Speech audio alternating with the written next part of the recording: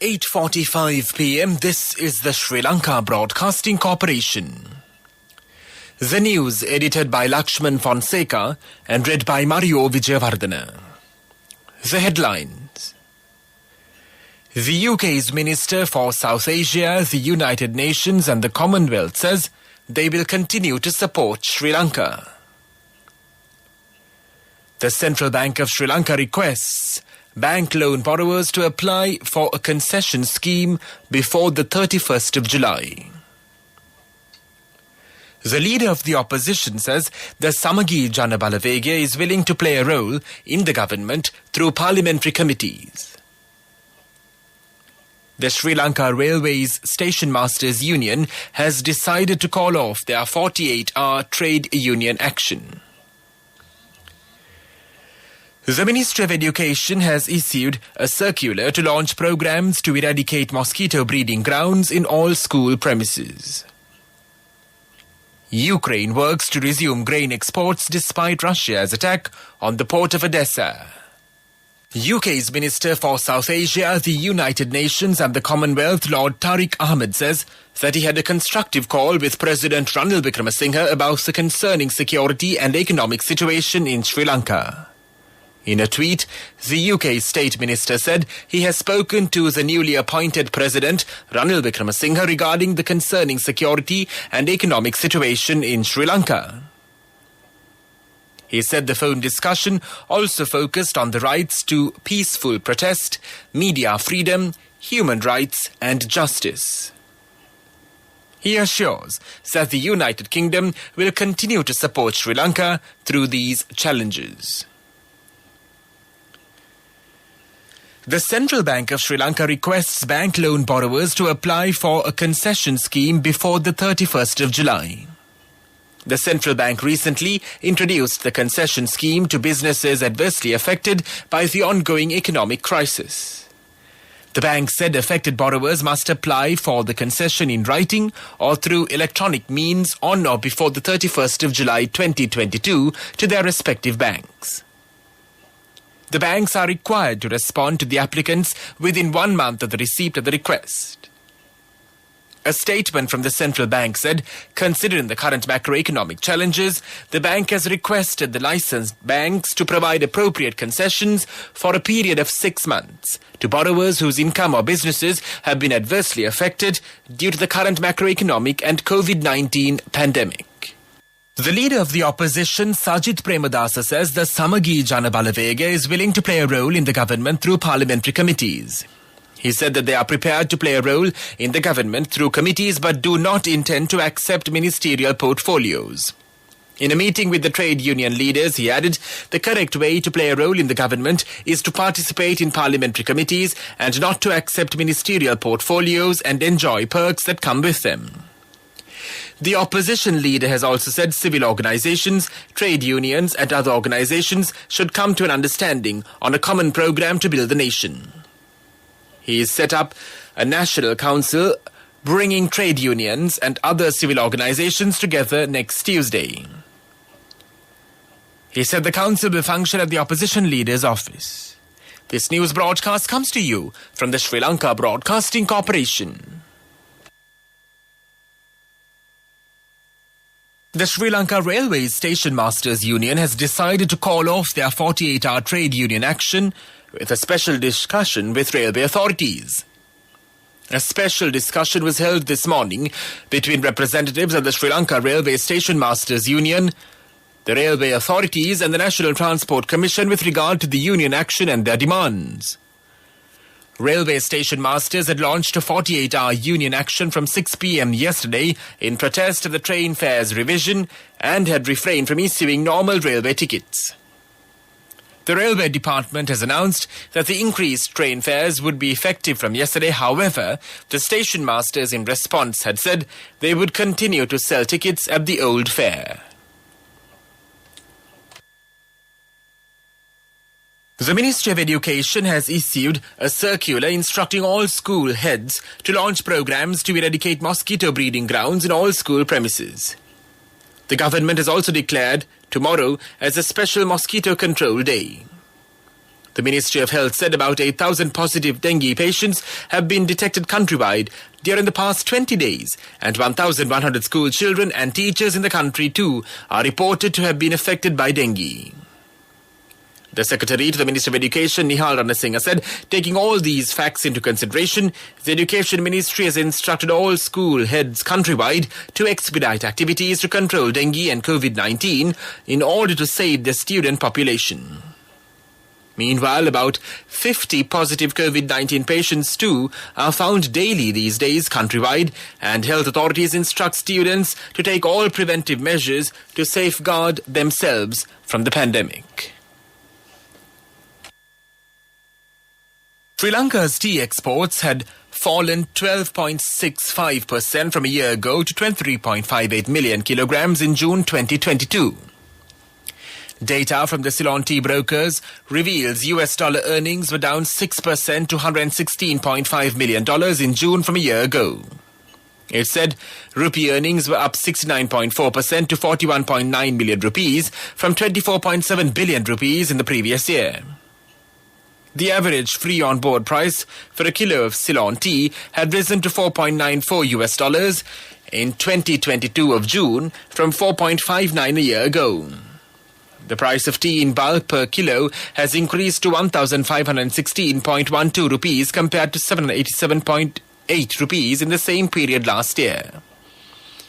Tea in packets and price has increased to 1,677.33 rupees per kilo compared to 862.83 rupees.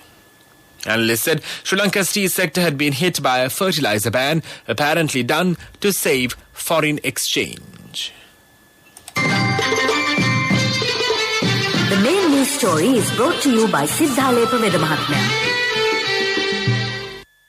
The UK's Minister for South Asia, United Nations and the Commonwealth, Tariq Ahmad, says that he had a constructive call with President Ranil Wickremesinghe about the concerning security and economic situation in Sri Lanka.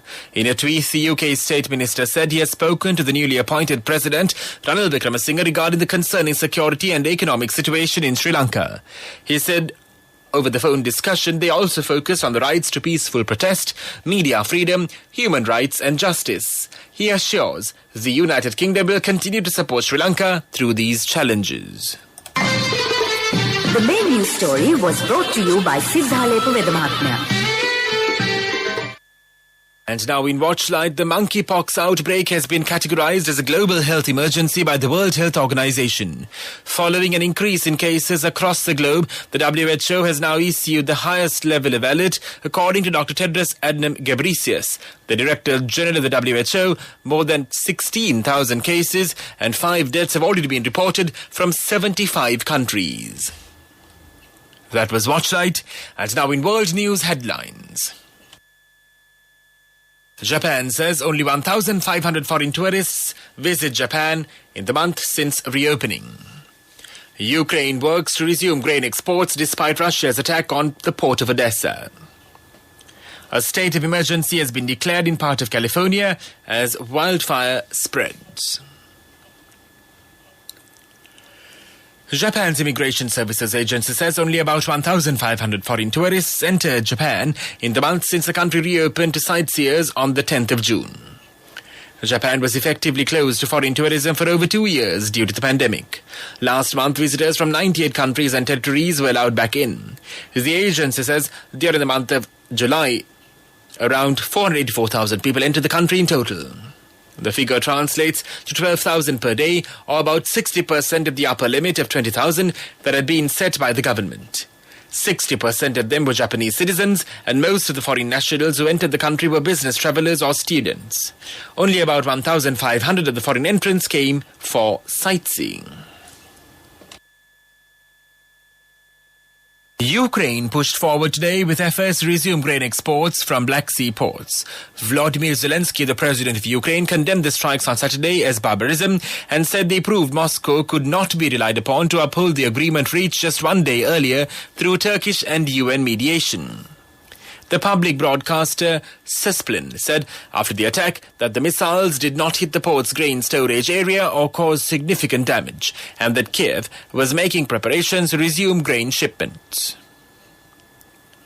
In a part of California, a state of emergency has been declared as the largest active wildfire in the U.S. spread fast close to Yosemite National Park. The Oak Fire has quickly spread since it began on Friday, and firefighters are having difficulty putting it out. The fire department in California stated that firefighters are challenged by explosive behaviors of fire. 10 homes have been destroyed and more than 6,000 people have been evacuated. The county in Mariposa has declared a state of emergency, allowing the state to get some federal help fighting the fires. 4 helicopters and about 400 firefighters have been sent to battle the fire. And now the main points of the world news segment once again. Japan says only 1,500 foreign tourists visit Japan in the month since reopening. Ukraine works to resume grain exports despite Russia's attack on the port of Odessa. A state of emergency has been declared in part of California as the wildfire spreads. That was world news. And now in development news, the Asian Development Bank, ADB, says Sri Lanka's growth is forecast to contract by 7.6% in 2022 and economic activity will remain subdued in 2023. The ADB said the island nation is beset with multifaceted and deepening challenges emanating from long-standing fiscal and current account deficits that have led to the sovereign debt and balance of payment crises. According to the report, the scarcity of foreign exchange has triggered an acute energy crisis affecting economic activity in all sectors of the economy, threatened food security, created shortages of other essentials, and hit consumer and investor confidence. Sports News is brought to you by Sampath Bank. We present your future. Sri Lanka won the toss and decided to bat first against Pakistan in second matches of 2 Test series at the Galle International Stadium. The Babar Azam-led side are high on confidence entering this contest after rewriting the history books earlier in the week when they chased down 342 to post the highest successful run chase at goal. Pakistan are taking the field without their premier fast bowler Shaheen Afridi after he was ruled out at the second test because of a knee injury sustained on the 4th day of the first test.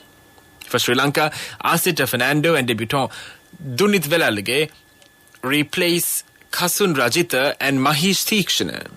19-year-old Velalage is making his test debut, while Angelo Matthews is making his 100th test appearance for Sri Lanka. Angelo becoming the 6th cricketer to play 100 tests for Sri Lanka.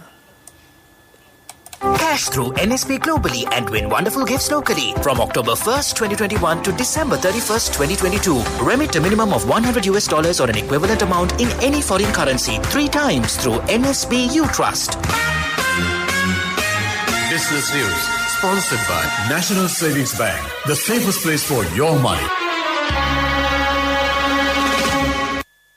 LOLC Finance PLC has entered into an agreement with Mathurata Plantations and Vibhava Solutions Private Limited to concentrate on replanting the endangered plant species in degraded natural forests. LOLC said in a media release that the main aim of this project is to plant 20,000 trees ranging from 12,000 fruit plantations, medicinal herb plantations to a few other select native plants. The venture will be entirely funded by LOLC Finance, and Mathurata Plantations has agreed to offer 50 acres of private land for plantations. The project predominantly launched recently in the Deniaya area, covering a 50-acre land area belonging to Mathurata Plantations, while 5 acres of land from Miyawaki Forest. Business News, sponsored by Cash through NSP globally and win wonderful gifts locally. Will you be the lucky winner of the NSP Golden Jubilee? 50 gold sovereigns for the top prize winner of the NSP Golden Jubilee. Scooters for the 10 second prize winners. iPhones for the 10 third prize winners. Mountain bikes for the 29 fourth prize winners. From October 1st, 2021 to December 31st, 2022. Remit a minimum of $100 or an equivalent amount in any foreign currency 3 times through NSB U Trust. Economic news, courtesy of... I bought my daughter a laptop for her work by managing my finances. Whatever the expenses may be, I can't afford to miss out on life's special moments like her birthday or our anniversary. So you need to invest to make your family's future flourish. Saving money isn't easy when you have responsibilities. That's why we promise to give you the best returns and guarantee on your investment. LOLC Finance Fixed Deposits. Maximize your savings. LOLC Finance PLC, incorporated on the 13th of December 2001, is rated SLA stable stable by ICRA Lanka Limited and is licensed by the Monetary Board of the Central Bank of Sri Lanka under the Finance Business Act number 42 of 2011.